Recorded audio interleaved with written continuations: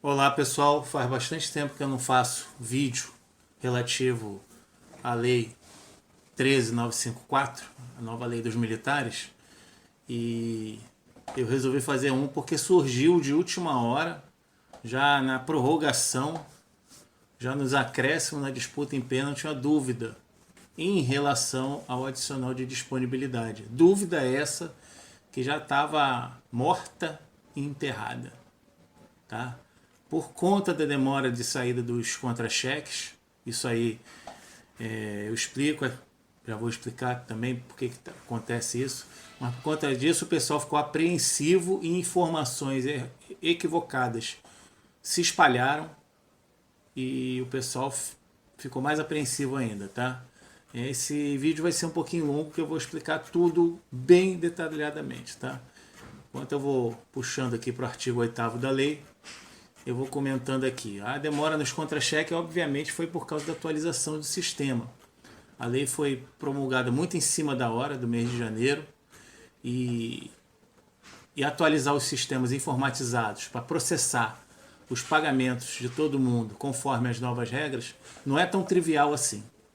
Tá? A FAB, por exemplo, colocou os contra-cheques na rede, tirou e depois colocou de novo. A Marinha demorou a sair, até onde eu sei o Exército ainda nem emitiu os contra-cheques. Mas vamos à dúvida. A dúvida que tem gerado aí é: as pensionistas vão perder o adicional de disponibilidade. Tá? Não é isso. Tá? Eu vou acompanhar aqui passo a passo o texto da lei. Vou até aumentar um pouco o zoom aqui, que aí fica melhor no vídeo. Aqui já dá para enquadrar todo o artigo. A definição do adicional aqui no cabeçalho, caput do artigo. Aí diz que não vai junto com adicional de tempo de serviço, aí todo mundo já está cansado de saber. Tá? O adicional de disponibilidade tá aqui dizendo que tá os percentuais lá no anexo, nada demais. É redutível, então fica maior. Aí isso aqui é para aquele caso do cara que depois de sub, que tem 32%, ele faz ali o concurso, passa a oficial, que aí chega a tenente, que é 5%, não, ele vai continuar com 32%, tá? O percentual, tá? E o importante é esse parágrafo 4º aqui. Eu já fiz um vídeo sobre isso aqui de forma parecida. Primeiro eu falei aqui o 5º, parágrafo 5º. O adicional de compensação, disponibilidade, comporá os proventos na inatividade. Ou seja, para o militar que está na reserva ou reformado, ele vai fazer jus dentro das demais regras do adicional. Tá? Nesse artigo aqui, o que vem a ser essas demais regras? Então, simplesmente aqui, a confrontação com o adicional de tempo de serviço. Tá? Hoje, alguns têm adicional de tempo de serviço, alguns mais altos, outros mais baixos, outros menorzinhos e outros nem têm. Então, o que a lei diz aqui é assegurado, caso o militar faça jus a ambos os adicionais, o recebimento do mais vantajoso. Ou seja, o que tiver maior valor. Não é o maior percentual simplesmente, é o maior valor. E explico por quê. Alguns recebem, por exemplo, posto acima, por diversos motivos. Ou pela lei antiga, anterior à MP 2215, ou em caso de reforma por doença, essas coisas assim. Tá? E às vezes o que pode acontecer? Por exemplo, um sub recebendo 30% em cima do soldo de segundo tenente, ele vai trocar pelo adicional de disponibilidade de 32%. Parece que sim pelo percentual, mas não é, porque esses 32%, tá, vão incidir sobre o posto da graduação atual, que ele é sub, ele não foi promovido. Tá? 32% de sub, que é menor que 30% de segundo tenente, então vai manter o de segundo tenente. É mais ou menos assim que acontece, a grosso modo. Agora vamos ver aqui as especificidades desse parágrafo 4º, que é o que diz isso aqui. Incide sobre o soldo do posto ou graduação do militar. Postos ou graduações alcançados com benefício de lei em decorrência de reforma, morte ou transferência para reserva. O que é isso aqui? Um exemplo básico. É o quadro QTA de taifeiro da FAB. Tá? Eu não sei se das outras forças os quadros de taifeiros seguem a mesma regra. Creio que sim. Acho que a Marinha nem tem quadro de taifeiro. Tem só no Exército também. O cara, por exemplo, é 2S, foi para reserva. Quando for para reserva, ele é promovido. Essa promoção não conta. Então, vai ser calculado o percentual de 2S em cima do soldo de 2S para ele. Se ele for um S, vai ser 20% do soldo de um S. É isso que diz esse inciso aqui, ó. Percepção de soldo ou remuneração correspondente a grau superior ao alcançado na ativa em decorrência de reforma, morte ou transferência para reserva. Reforma ou morte aqui são casos de doença, se eu não me engano. Tá? A reforma, o cara é reformado por doença, fica com um posto acima.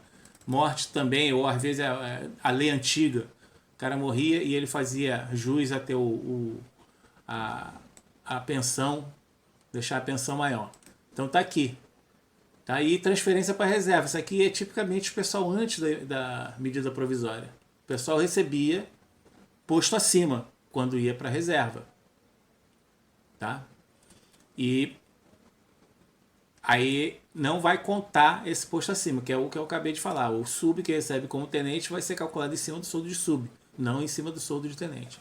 E percepção de pensão militar correspondente a grau hierárquico superior em decorrência da Lei 3765, que é a Lei das Pensões. Existia o dispositivo que o militar pagava, descontava maior para quando ele morresse deixar a pensão do posto acima. É a mesma coisa, também não vai contar isso aí.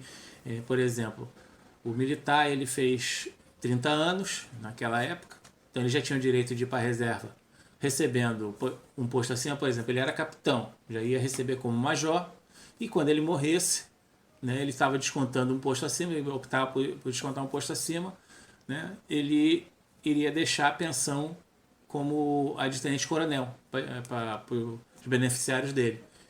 Quando fizer o cálculo adicional de disponibilidade, vai computar o de capitão, que é o que ele era. Ok? Então é isso. Tá? Então, como saber se... Só por isso aqui, artigo 8º, que é o básico do adicional, se ele vai receber. Vai confrontar o que ele tem de adicional de tempo de serviço com o que faria jus de adicional de disponibilidade militar, levando em consideração aqui esse parágrafo 4º. O que for maior fica. Então, quem não está recebendo, salvo um erro da administração, é porque tem um adicional de tempo de serviço maior. Tá? Se o militar receber, por exemplo, vamos falar do militar aqui, que já está na reserva ou reformado. Se o militar receber, quando ele vier a falecer, o pensionista vai receber. Porque aí não está definido exatamente aqui, está definido onde? Na Lei 3765, que é a Lei das Pensões, diz lá que a pensão é o mesmo valor de proventos ou de remuneração que o militar tinha. Acabou, então não vai mudar em nada.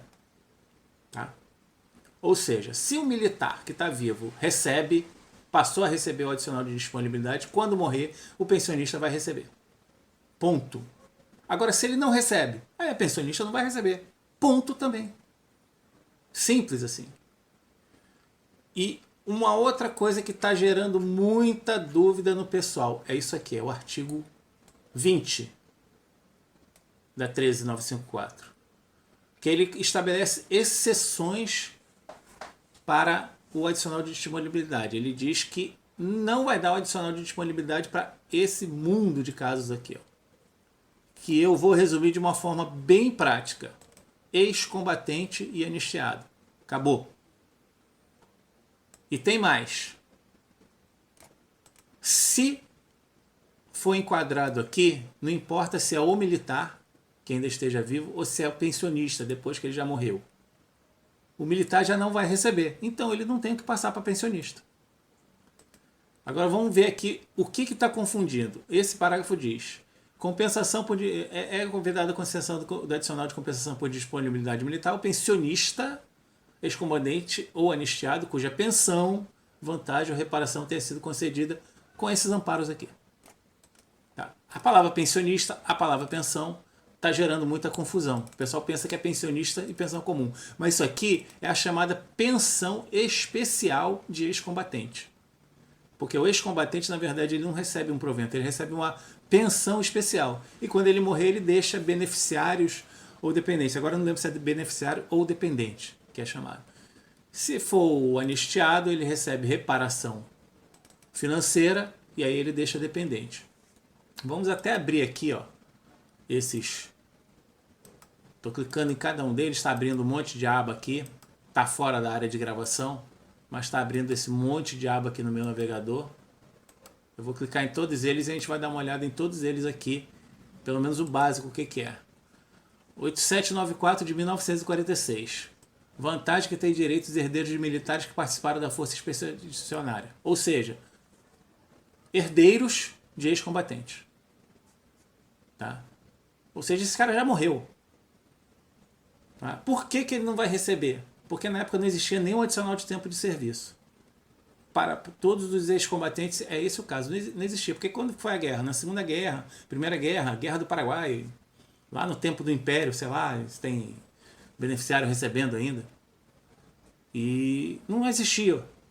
Então como é que vai dar o adicional de disponibilidade se ele foi feito para reparar as divergências do adicional de tempo de serviço? Essa outra lei aqui, 8795, tá? Militares da FEB. FEB todo mundo sabe, né? Segunda Guerra. Tá? Lei 2579 de 1955. Força Expedicionária Brasileira de novo. De novo ex-combatente. Aqui, esse caso aqui é o inciso 4º. É o artigo 26 da 3765. É a lei de pensões. Então, artigo 26. Veteranos da campanha de Uruguai e Paraguai. Nem sei quando foi isso.